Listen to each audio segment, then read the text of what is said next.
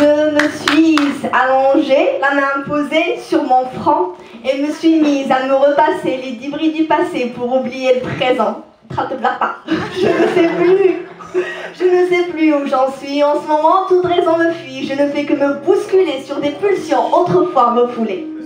Je me déverse, elle m'inaverse et à tout temps, criant ma détresse et maladresse à tout passant, souffrant l'absence en transcendance tel un démon. Je nie ma décadence et incohérence, mais l'on ne guérit pas pour autant. Mon regard est constamment porté dans le vide, accentuant ainsi mon teint devenu lévite. Morne, telle est mon âme qui, en se muant, a rendu ma vie infâme. Tout le cœur ou plus de cœur du tout. Hier tu étais, aujourd'hui tu n'es plus rien du tout, tout, selon les circonstances ou bien la providence qui fait et défait tout bien qui nous maintient à l'être, à notre être. Car il ne s'agit réellement et finalement que de nous, d'égoïsme et de rigueur, car à force de tout donner on se leurre en un fracas un tant soit peu délicat comme un bras. Amour, chose qui aspire le bien et inspire le mal, disons-le, tous ces délices viennent de ces supplices, il ne rime pas réellement avec toujours, avouons-le et sans détour. Je suis aux émois de mes vibrantes douleurs qui remplissent mon être d'effroi et me brûlent d'impassible rancœur. J'y crois plus, je ne sais plus.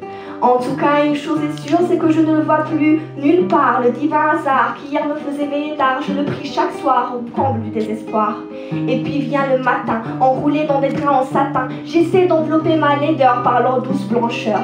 Ces pratiques-là, bien qu'enfantines, font titiller mon âme devenue mesquine. Devenue seulement car je ne l'étais pas avant. Ce que je garde de l'avant, c'est une innocence sans concession. Et puis, à force de vice et de malice qui s'offre à nous, facieuse et majestueuse, notre inconscient devient affreux, ténébreux et on sombre donc perdu, dévêtu de toute vertu.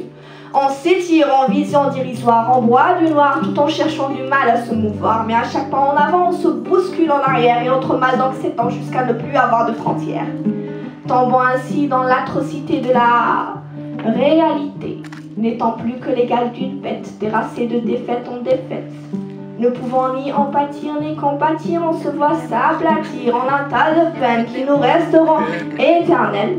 Car voyez-vous, on ne guérit pas, on n'oublie pas, on s'adapte selon les circonstances ou bien la providence qui fait et défait tout lien qui nous maintient à l'être, à notre être.